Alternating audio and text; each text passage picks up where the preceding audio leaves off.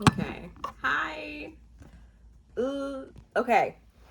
The Bachelorette, episode 3, charity season 20. Kind of a weird week. I don't know, not too crazy. My name is Rusenica. Welcome to my casual YouTube channel. This is where I talk anything casual or monumental in relation to life. And this week it happens to be The Bachelorette. And it's episode 3. I'm not going to be summarizing what happens in the episode. I just am going to be talking about the standouts from the episode, along with like thoughts that are kind of in chronological order as I was like typing down, as I was writing down my thoughts. But like, if you're looking for like a recap that's like, this is what happened in minute 15 and that's how I felt, I'm not. I'm just going based off my thoughts about this whole entire thing. Okay. First off, I do want to say, just to like have a preview of like my thoughts on this episode, I would like to say that the only people who I believe actually like Charity at this point are Joey, Dutton, and maybe Aaron B in like a messed up controlling boyfriend type of a way. Those are the only people. And then another like kind of summary is that like I was really team Warwick because he's just such a cutie. And then this episode was like, dang, you really shouldn't judge a book by its cover because that book might turn out to just suck. Like, ugh. And I'm team Joey, team Dutton all the way. Will always be. My cat's just in the corner. I don't know if you can see her. If she comes up, just pay her no mind. Yeah, so let's just get into my thoughts about the episode, which was kind of like, I don't know, sometimes Bachelor episodes are a little bit boring because they try to make drama out of like the most minute things. But then sometimes it's like, no, I could dissect a lot of stuff off of this. But I mean, like, this episode was just like the taddest bit boring. You know what I mean? It was a tad bit boring, but there are some things to dissect. I just kind of feel like I'm like pulling at strings sometimes when I'm summarizing this. Okay, when I'm talking about this. First of all, the first thing that I noted about this episode was like, why the heck are Charity and Brayden matching so hard? Also, this is an anti-Brayden page. I'm pretty sure most people don't like Brayden, but I can see like an obnoxious few being like, oh my god, I love Brayden, he's so adorable. Oh my god, Brayden is such a cute. He's weird, bro. He's weird. And the fact that he and Charity were matching for their helicopter date into the baseball thing just really grosses me out. It grosses me out that Charity even like, despite his red flags, despite the fact that he can talk himself out of things and be charming to her, the fact that his presentation alone is something she's attracted to, those earrings really do it for you, Charity? Because I feel like that just feels like such a show. Everything about him feels like such a show. Okay, whatever. I'm not gonna get too depth to that right now.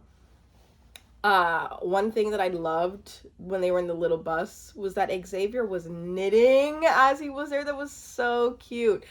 Just like toxic masculinity or like traditional masculinity, be damned. Really, like, be damned. Like, I'm gonna knit on the bus on the way to our new hotel. That's like so cool of him. And then also next on to Brayden. I have like 2 notes about Brayden. I don't want to talk too much about Brayden because he really irritates me, and it just like, he's just a 24-year-old who just came on the show to be on the show. Like, most of these people don't like Charity for real, and Brayden to me is just it's very evident that he doesn't.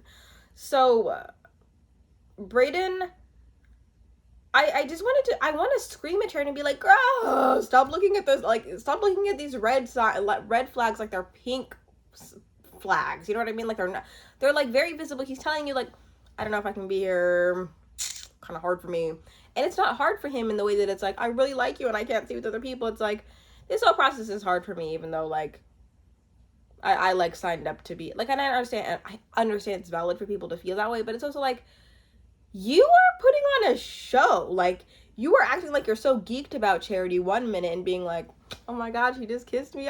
He's like playing adorable, but he's not. And then being like, but this is so hard for me. He is Greg Grippoing her. If you don't know about the whole Greg Grippo situation on Katie's season, Greg Grippo was somebody who, like, was very invested in Katie and just said that things were, like, so hard for him. And Katie, like, constantly was giving him not first impression. My cat just get the crap out of me. Oh my god. Constantly giving him roses and affirmation and, like, going above and beyond for him. And then he just, like, decided to leave and was like, I deserve better than this. Even though he was getting top tier treatment. I just feel like Brayden is grippoing her because he's really acting like this is so hard for him, even though he's like, oh my god, like, I really like her. People like that come into The Bachelor, I believe, with the idea that, like, oh, I'm gonna impress who I need to impress. I'm gonna make my presence known on the show. And then I'm gonna use, like, some stupid excuse as to why I should get out of the show. And then I'm gonna dip. And nobody can really blame me for it because I said it was hard to be there. So I need to, like, look out for my mental health. And it could be hard. It could be legitimately hard. But I don't know. And I put this one note that's like, it's not nice. But it is true. Like... Brayden keeps talking about the fact that he was cheated on, and for some reason when guys like that talk about being cheated on, I just always feel like if you were cheated on, maybe you deserved it. Maybe you deserved it. Because, like, okay, and let's be clear, nobody deserves to be cheated on. Nobody deserves dishonesty. No. Bro, like... Nobody deserves to be cheated on. Nobody deserves dishonesty. Nobody deserves disloyalty. Okay, let me just state that.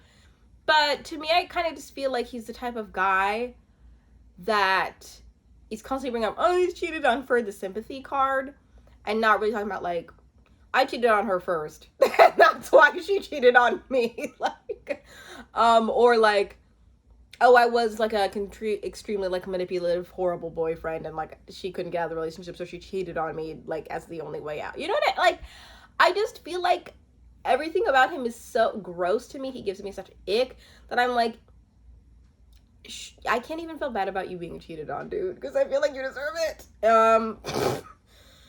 And then, okay, we're moving on. I really do like that this episode was sponsored by Barbie, because I'm just a girl, okay? I feel like most generations are affected by Barbie and have looked up to Barbie. So I'm excited for the Barbie movie to come out. I think I'm going to review it. But the fact that they're, like, bleeding into the Bachelorette, and, like, I feel like it adds an air of, like, creativity and just, like, fun. And yeah, I really liked it. And I really liked their little outfits. It was so cute. But I hate the songwriting challenges. God, every single year they do these every single season they do these stupid songwriting challenges where they have to perform and embarrass themselves.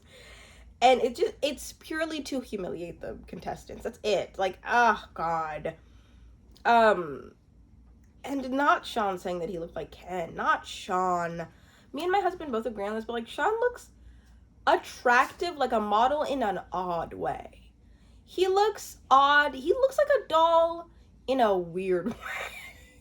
He's an air of weirdness to him. So I feel bad, but I'm also like, you do not look like Ken. You do, but you don't. Like, I feel like he was trying to flatter himself in a way that was like, okay. Why did I get nervous when Dustin was like, hey, Charity, you want to come up here? I was like, not Charity being called up, because Dutton is so attractive to me. I'm sorry, Team Dutton every single time. I don't care. Dutton could be, I don't know, he could be awful, but I just feel so instinctually drawn to him that I love him. I get giggly and nervous around him. I'm jealous of her. Anyway, even though I'm married. Anyway, not Sean also saying, like, I just hope the crowd's gonna be loud enough so you don't have to hear my voice. That's hilarious, because that's exactly what I would think. Like, on the off chance that this crowd is just interactive enough, maybe they won't hear me. Like, that's so funny. But I just know that if I was Sean, I would sing exactly like him. I am not a good singer, I want to take singing. I'm just trying to make sure my cat doesn't jump up and scare the crap out of me again. Um, I've thought about taking singing lessons because it's just that bad. It's really that bad. It's Sean level bad. And I want to be able to 1 year, like 1 year, whenever I have children, to be able to sing them to bed and them not be like, Mom, can you not tonight? I'm like, I feel bad for him because it's just such a humiliating challenge. And then not Sean also taking Charity first for the or the group date. Selfish. I understand it's like the show's premise to just be as selfish as possible in order to progress your own relationship. I get that, but it's just so inconsiderate. These people pause their lives to go on the show. Regardless of motives, just know that like everybody is there just to have time split and just to hope that that time is used well. So Sean doing that just felt so immature to me. Especially because I think that most people on the show like quit their jobs or like put in extensive like leave time for them to be on the show. So for you to just to be like, I don't care, I'm gonna like take her anyways. I also feel like it's I don't know if the Bachelor and Bachelorettes can just say like no, because they seem to always have a hard time saying like no. If that was me, I would be way too empathetic if everybody else has time to be like, just to go with Sean. I would be like, listen, there are other people here that I haven't talked to in like days, but maybe she just likes him that much. I don't know. Okay, so John was really cute when he was like, you know what, I'm a patient guy, so let's just I'm gonna be patient for you. That was really sweet. Like I thought that he was gonna get the rose, of course, because they always do that with the setup. Oh my god. Also, not Charity bringing Dutton up to the room. I would pull that move if I me and my Dutton obsession. I need to chill. But yeah, and then also him saying it's just really so valuable hearing from a man. You're somebody I can learn from. That's really valuable, and I really appreciated that and found it to be very, very just, I don't know, admirable for him to say that, because it feels genuine, you know? Okay. It said, no wonder these guys are like, oh, I've never felt like this before. We've got like 3 guys that have been like, I've never felt like this before. Yeah, I bet you have never gone on a TV show to commit weeks, if not months of your life to one single person where you essentially wait all day just to have 5 minutes with the one person and to glob on to that specific time. I bet you have never done that before. And I know it's different than like the feeling, the like act, but it also just like the way those acts of like you dedicating your whole time to one person inspire the feelings. Like, I don't know, just I also know that producers do prompt them to say stuff like that, but it's like, I've never felt like this before. You will never be in a process like this ever again. So I initially wrote down, yes, Warwick getting the date. and then I wrote down, who cares that Warwick is quiet? I love him. He's top 3 the cutest in the house. And then directly after that, after like we were 5 minutes into the date, I wrote, wait, I care that he's the quietest in the house because it's uncomfortable as a hell. Because it was. But I will say, I think this is a very relatable date to go on. When you're on a date with somebody and they're too quiet or they're up. It's a fat bug, sorry. I don't feel safe in my house.